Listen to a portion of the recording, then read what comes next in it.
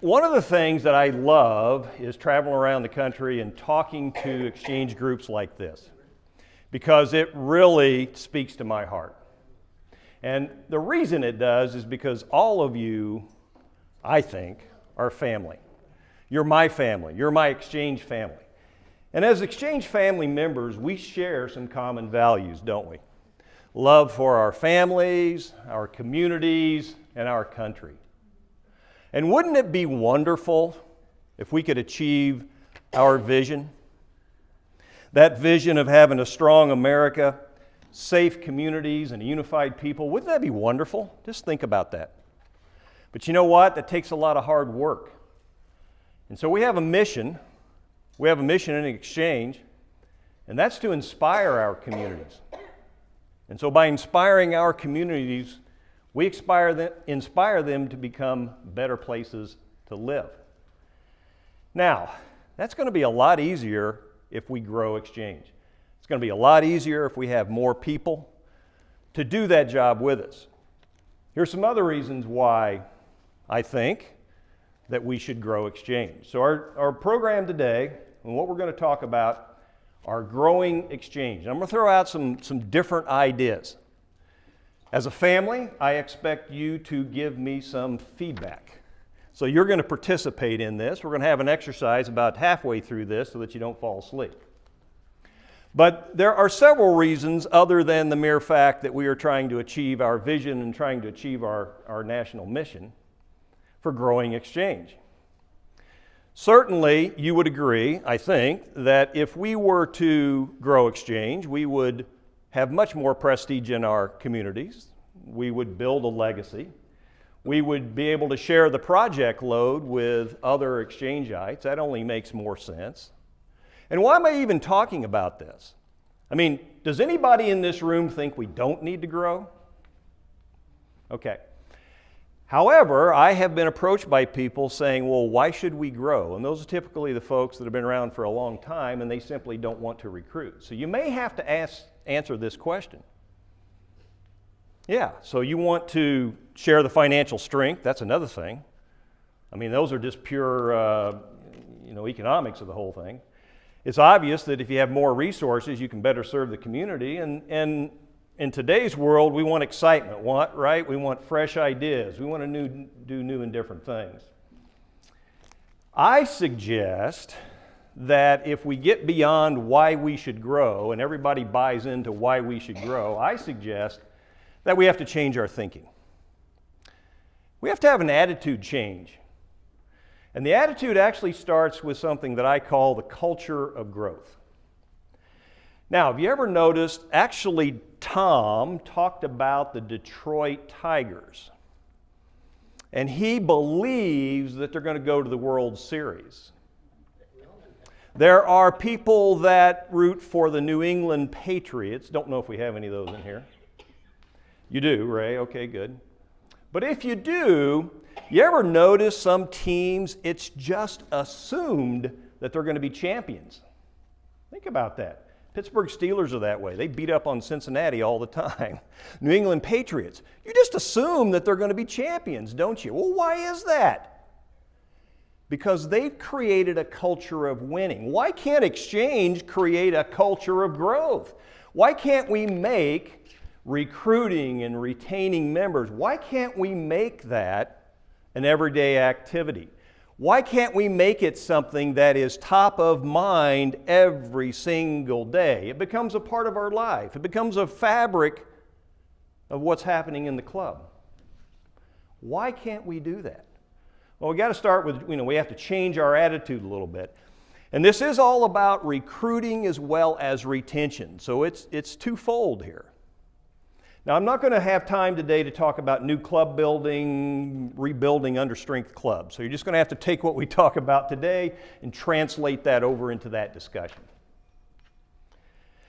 Because it is multifaceted, though, you have to be careful. You can't just focus on recruiting. You can't just focus on retention. It has to be balanced, you see. You have to consider both of those if we, in fact, are to grow this great organization. And we've got some examples in the audience today of people that have done that. The ladies from Coldwater back here, they were telling me about their recruiting events, how a couple of years ago the club was down to 12 members, was it? And then she said, and what is it up to now?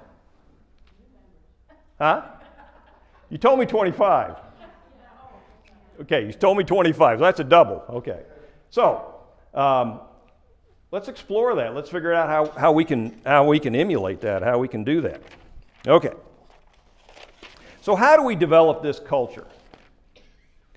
Well, it begins with leadership. All of you are leaders in exchange. You're either leaders at the district level or you're leaders at the club level, and you may not currently have a position in the club or the district that is an officer position, but you may be an informal leader within your club. Because you are here, you all are leaders. And the onus is on you to change the club attitude. The leaders of exchange are the ones that have to perpetuate this culture of growth attitude. And it's a whole new way of thinking. It's a whole new way it's a new growth strategy, if you will. Because we're talking about making recruiting every single day something that you think about. The ladies from Coldwater told me, I said, well, how'd you do that? And one of the things she came back with, she said, well, the person that invited me asked me every single day or every single time that I saw him. See, sometimes we get a little bit discouraged, don't we?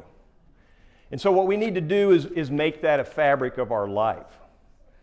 So when a club then takes on this club growth culture, they're focused on membership, they're focused on retention.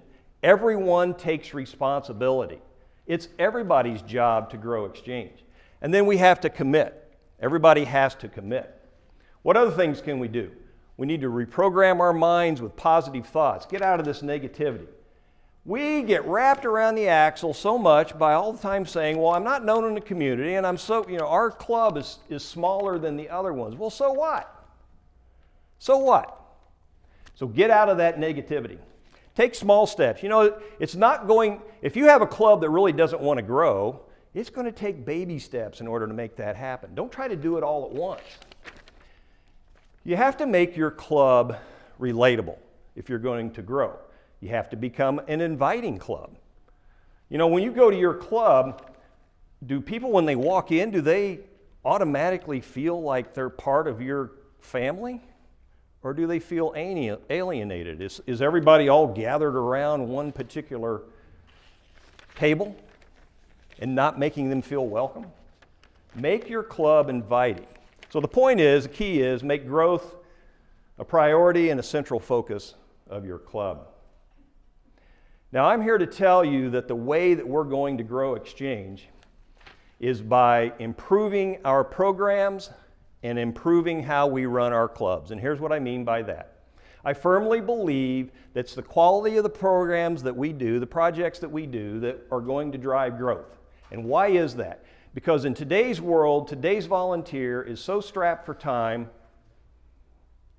and there's so many other competing things for them to do, that if you don't every year look at your projects and make sure they're truly making a difference in the community, then who wants to join that?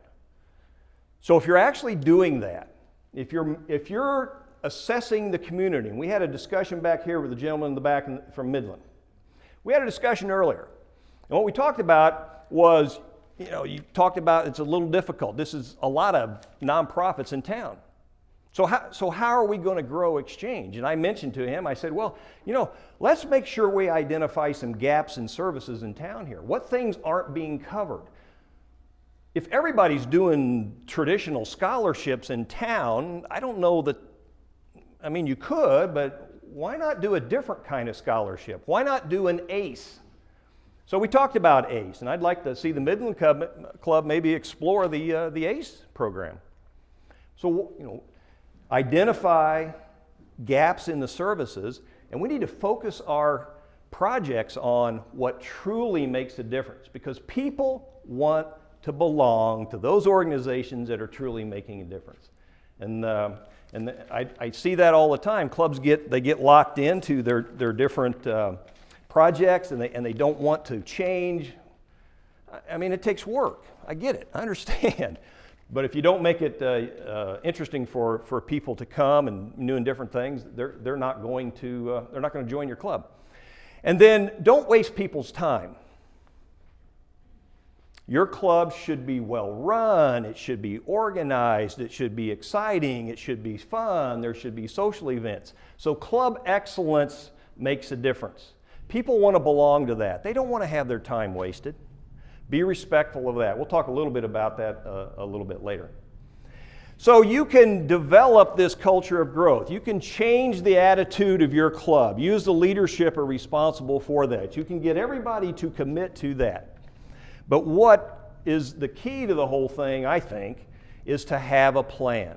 If you don't have a plan for growth that includes both recruiting and retention, I just don't know how it is that you're going to make it happen. We kind of assume that everybody's just going to go out and ask to, they're going to ask somebody to join, to share the exchange experience, and that's a wonderful thing. But if you have a plan to do it, and you get everybody on board with that plan, and you communicate that plan, and then you have follow-up to that plan, doesn't that make sense that that's a more successful situation?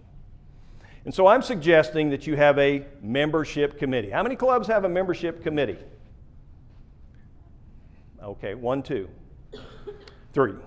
Well, you guys are in the same club. So 2. Now, it doesn't have to be a huge committee. Maybe it's only 1 or 2 people, but somebody needs to be given the responsibility for figuring out the best strategies for recruitment and the best strategies for retention. They're responsible, that team, that task force, that committee, they're responsible for new member inductions, orientations. They're responsible for training. We'll talk about that in just a second here.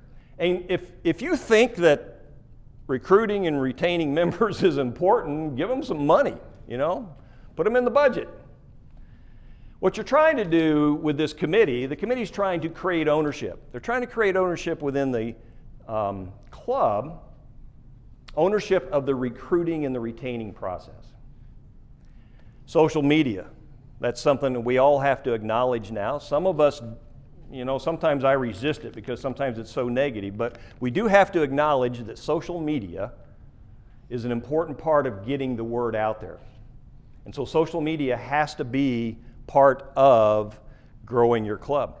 Personal invites, though, work the best. I'm telling you, if I can look somebody right in the eye and ask them to share this exchange experience with them and come to lunch, I think that's a wonderful thing. We have to recruit at club projects. Last night at the board meeting, somebody said, "Well, I'm having a difficult time because I just can't get new members." And I thought to myself, well, that kind of sounds like we've run out of your centers of influence. Does anybody ever feel this way that's maybe been in exchange for a long time? You feel that I've asked everybody that I know. Every single center of influence that I have, I've exhausted. So how do we change that?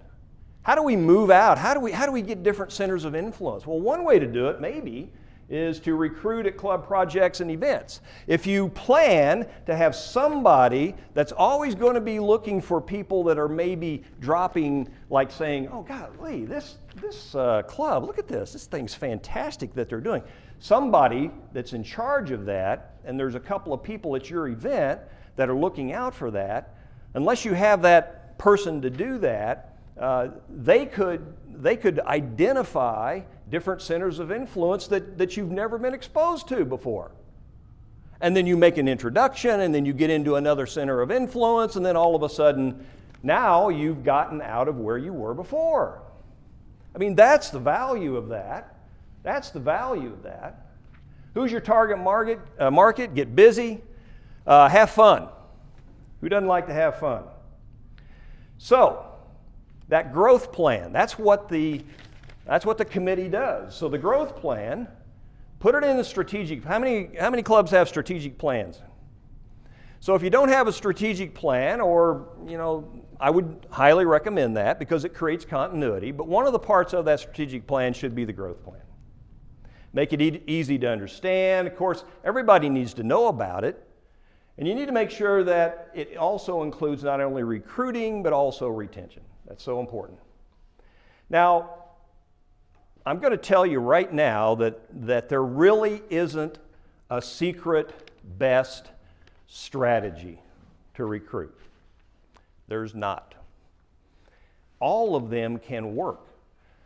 What I've seen in 15 years as a VFR is that the clubs that have a plan and implement the plan effectively are the ones that will grow. It really doesn't matter what kind of a strategy that they have.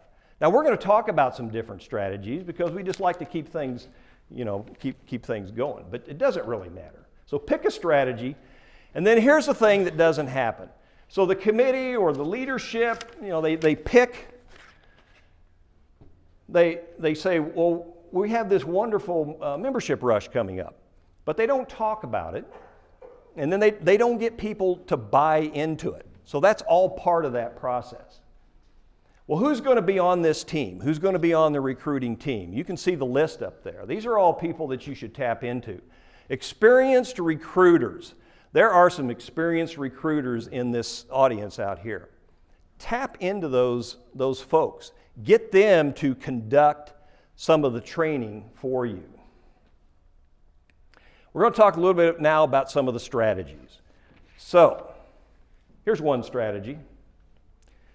Is that really a strategy? Well, yeah, it is.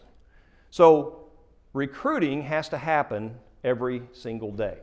And it's the leadership that sets that mindset every single day and keeps it top of mind. It's all of you as exchange leaders every single day changing the culture of growth in exchange. That's how we will grow. Here's another member a month. You go out and try to get one more member a month. That's one that we've heard. One-on-one is where we all go out. Everybody in this room goes and recruits another person. That's certainly a strategy. Anybody ever heard of the 10 most wanted? So you look at your community and you say, those are 10 people that we want to have in our club. And you go after them. And and then the committee, and you just continually, you don't bug them, but you're pleasantly persistent. Who's in sales in here? Yeah. So in sales, they used to tell me, be persistent, but be pleasantly persistent. So be pleasantly persistent and go after those people. Decide, because those people can help you also get into other centers of influence. Here's another strategy. National recruiting campaigns. We got one going right now. I'll show you that in just a minute. Does everybody know what that is? Do you recognize that? Okay. Exchange strong equals exchange fit.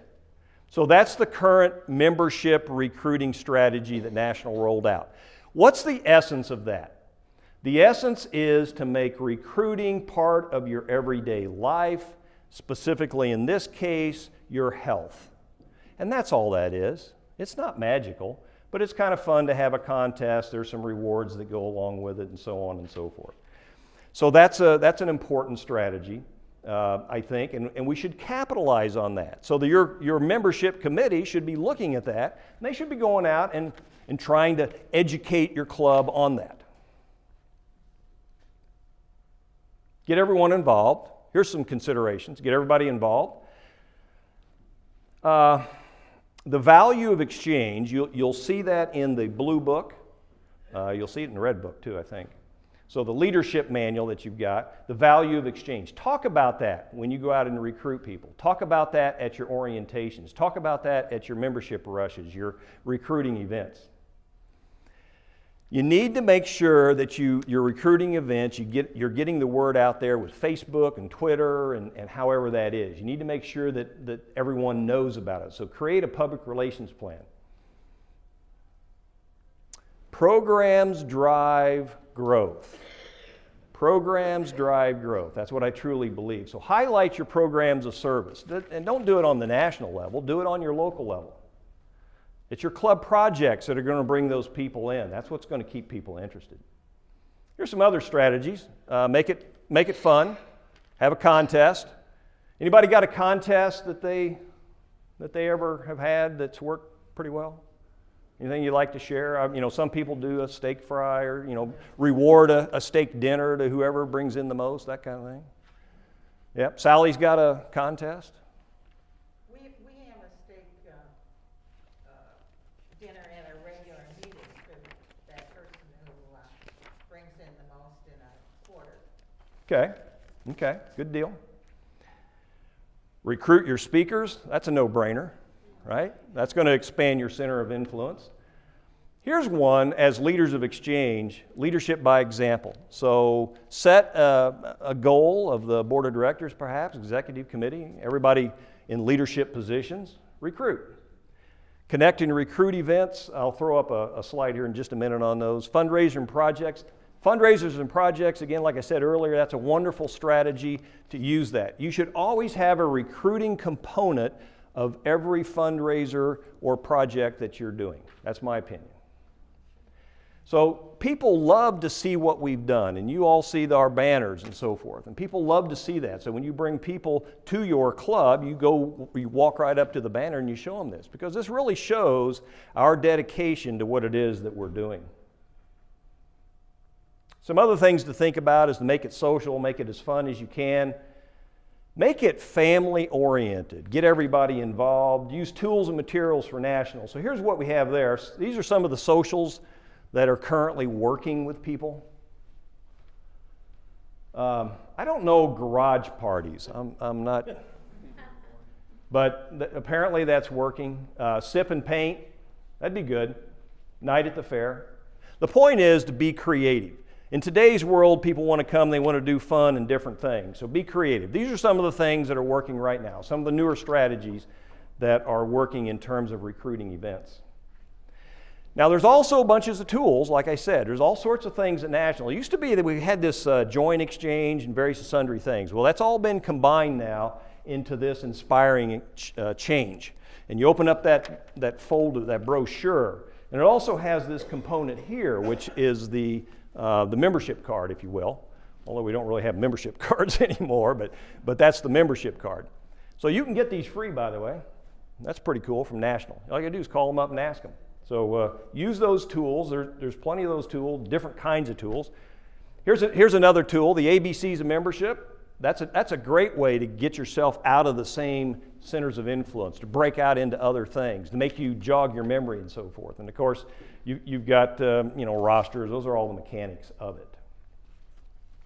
How about your website? How many clubs have websites? Yeah. I've heard a lot of people say that websites are passé, right? Websites, nobody uses websites anymore. Well, I do. And I think it does add credibility to your club.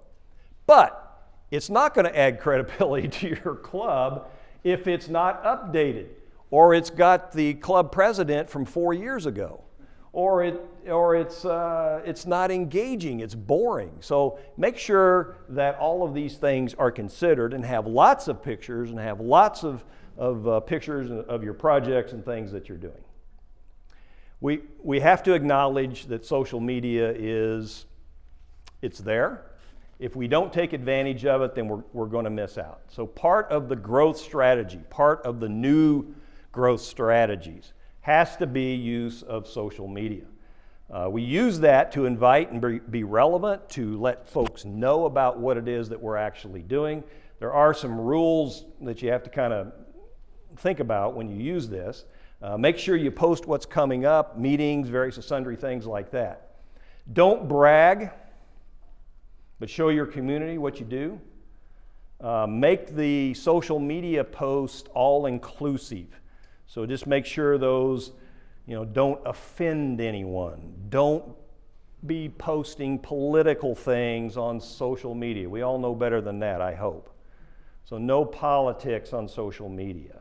Put pictures on there of your presenting of checks and various sundry things like that. So there's a lot that goes with this. By the way, if you want some additional information on websites and how to use social media and all of that technology, call up National, because we have a wonderful communications department up there.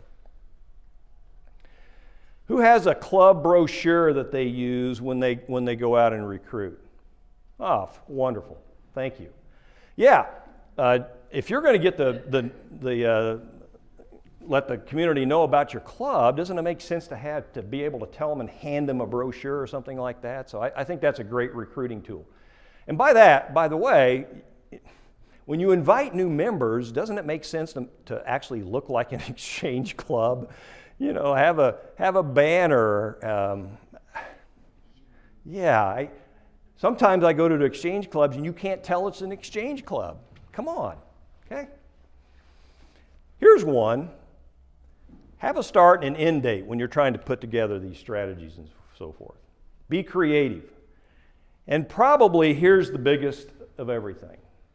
So we go through all this effort. You've changed the culture of your club. You've changed the attitude of everyone. You've created this membership committee. You've put together this plan. The club is out there recruiting like crazy. You have these wonderful events. And you bring all these new people, prospects in, and then all of a sudden, they go away because there's no follow-up. There's nobody designated and responsible for the follow-up. That's where the membership committee comes in. It's probably the most important function, actually, to make sure that somebody follows up and said, did you have a good time? Can I ask you what it is that you found of most interest to you? And then you recruit them and hand them fill out the information to join our exchange club. Okay, anybody want to volunteer? Okay. I heard a new one, bus trips to the Tiger Games. Bus trips to the Tiger Games. Okay. Road trips, got it. Some more, yes. Just doing a reward with the Everybody stand up so you can project. doing a reward with a steak dinner, and also looking at corporate sponsorships where you have a corporation sponsor and send a member. So versus one individual. Okay, so corporate sponsorships. Yeah, somebody was telling me about Sally was telling me that about how they have an open corporate membership category where it's not just limited to 3, there's more. So that falls into the category of us being creative, doesn't it? You know, being adaptive, being willing to change. Yes, sir. We give a 3-month free membership. Oh, 3-month free membership. Yep. Get them in so they know what's going on. Okay, good deal. Mr. Jeff? We talked a little bit here. You get a young person, like our little colleague Shelby here. She's in college. She's interested in helping out. She can't afford she can't afford the food every month. So we need to look at options where you pay your local and your state dues and your national dues. It's $120 a year versus $600 a year. She's more likely to join. She can't afford to be, and she doesn't have a company behind her. And the other thing is, we looked at Riggs Hospital. We went to Riggs Hospital about rebuilding a club. And I said, you have a 5K run. Exchange would like to get involved with that. What's the cost of your liability? And I said, you know what? If you join the exchange, you got $3 million of liability on every project that we do that doesn't involve drinking. That's a pretty good deal for a small company, really helping. Has anybody ever broken down how much it costs for the national dues on a daily basis? Jennifer, do you know the answer to that? 16 cents.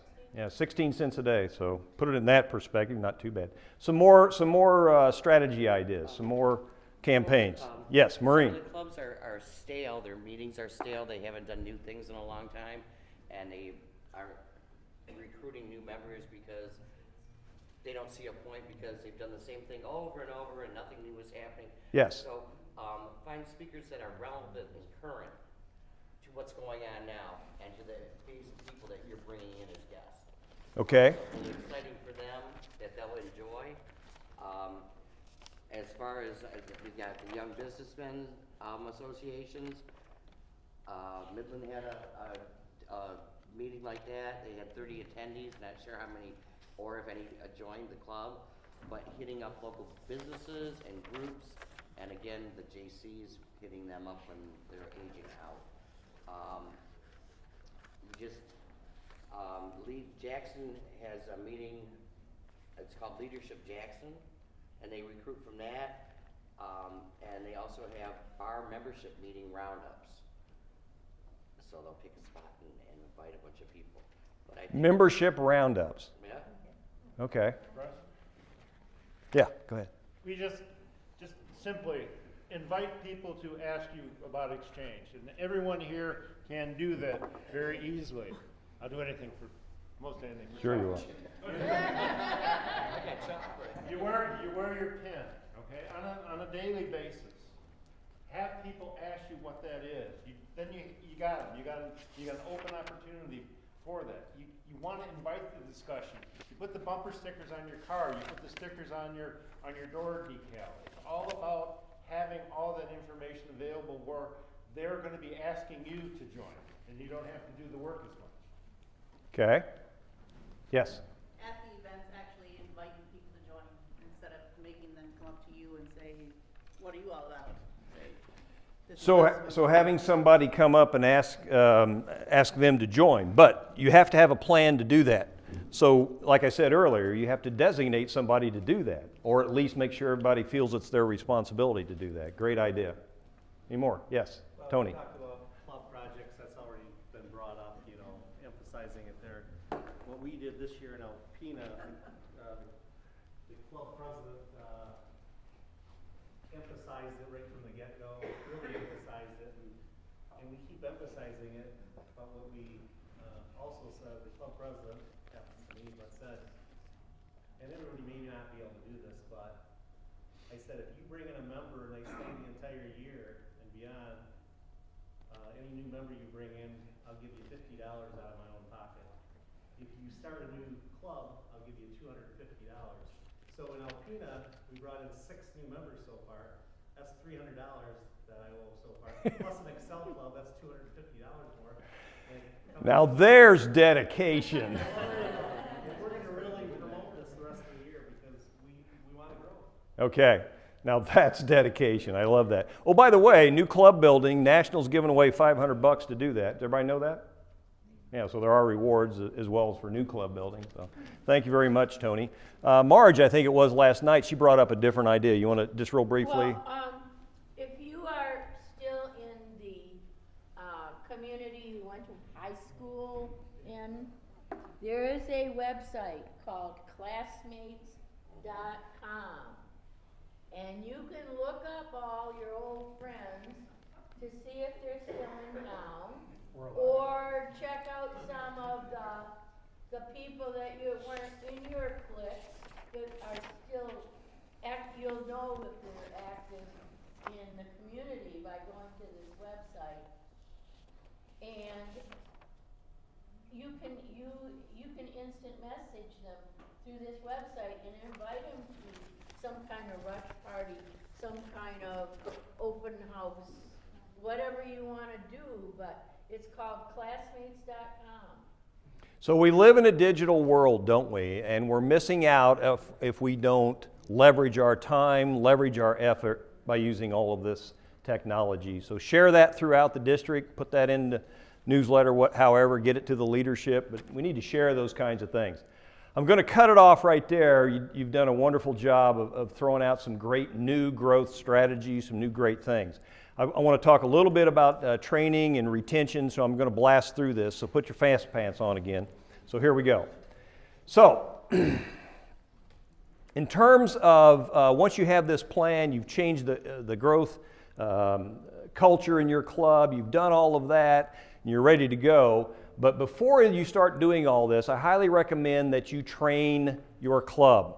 Because I suspect every single one of you in this room that's an Exchange Club member is somewhat comfortable with recruiting. Is that generally a statement that would be correct? And so but not everybody feels that way. Not everybody feels comfortable. So there needs to be training at the club level. And oh, by the way, there is an initiative from National to help with that. But training at the club level to recruit. It's very important that you do that because not everybody feels comfortable recruiting. And so that training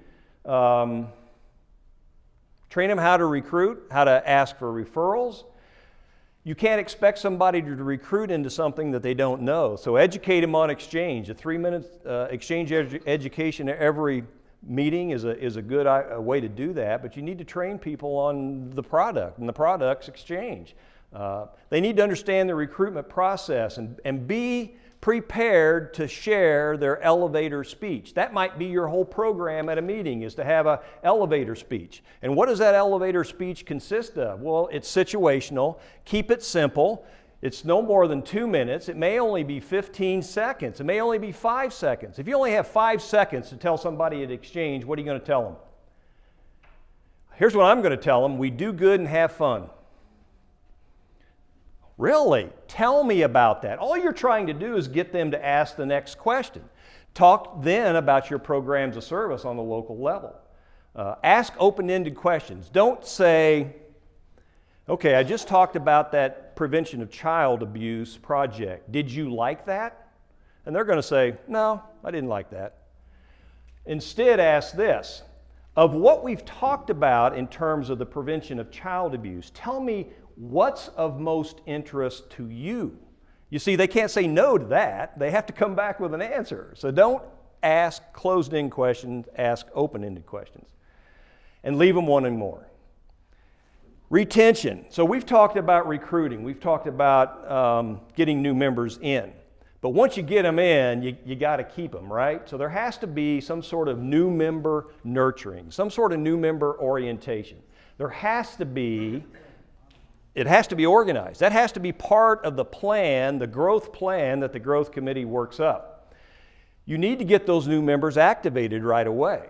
And then you also need to consider the current members in your club. So real quickly, new member orientations, you can go to the website. You can get all sorts of tools to do this. Basically, you're trying to educate those new members, make them feel welcome, get them involved. Let them meet other members. Tell them about what you're doing. These are some of the things at the new member orientation. Probably the most important thing you can do for a new member is to set expectations. What do we expect from you? I expect you to come to every meeting or every other, whatever you feel most appropriate given their situation. There's all sorts of guides. Put it in your strategic plan if you're going to have any teeth to it. Who has a new member handbook? A new member handbook. Something that you can hand to a new member, and it tells about all the committees and what your club does and everything. Okay, good. Wayne said they do. Fantastic. Get them activated. There's an activation form in the blue book. And get them involved right away. I think we all know that within the first 90 days, right? Who has ever, who does where you assign a mentor to a new member? Does anybody have a mentor? Oh, you do? Jackson. You're talking? Okay, Aaron, fantastic, fantastic. So consider this. Take the more experienced past presidents of your club, ask them to mentor new members. It's a wonderful program. Real quick, today's volunteers, and I purposely didn't say young people. It's today's volunteers.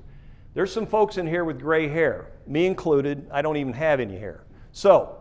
But our lives have changed, hasn't it? Our volunteer lives are different. Our lives, we compete with all sorts of other things. So here's what today's volunteer wants. This is what you need to consider when you're trying to figure out, how do I retain current members? So new members, yes, get an orientation, get them activated. But current members, what can you do with current members? Well, today's volunteer still believes in family and marriage and country and community and all of that, our values. They still have a good work ethic. They respond to something that is worthwhile. Make everything you do be worthwhile. Now, some of the younger generations actually are a little less nationalistic. They're a little more global-minded in how they think. Also, they are a little more individualistic. That's maybe some of the younger folks. There is a little bit of this seeking gratification. Even older folks and today's volunteer, that's kind of changed a little bit because everything is so instant now that we have. Some of the younger generations respond to needs fulfillment rather than duty. They very protective of their time. So to get them involved, you have to be willing to change your club. You have to be willing to adapt to what it is that today's volunteer is demanding. And they're demanding, don't waste my time. Allow me to participate in volunteer activities that are well run, timed, well planned out, well organized, and all of that. So don't waste your membership's time. And do go out and do assessments on a regular basis of your membership. To ask them, are we doing the projects that you really want to do? Are we doing projects that really are making a difference in the community? Because if they're not making a difference in the community, why are we doing them? People don't want to belong to a club that's not doing anything that's not significant. So, use social media. Some people now like to come and do it and leave. So maybe we have to think about a different way to handle that. It has to be fun. Certainly it has to be fun. Increasing retention is all about increasing membership value. If you can increase membership value, then you can increase retention in your club. This district, by the way, has a 91% retention rate. So that's really pretty good. So you guys are doing a good job. We just need to build on that more. So here's some other things. Create a purpose-driven club. Make sure that what you're doing is matched up to the interests of your membership. Make sure that you get everybody involved. That only makes sense.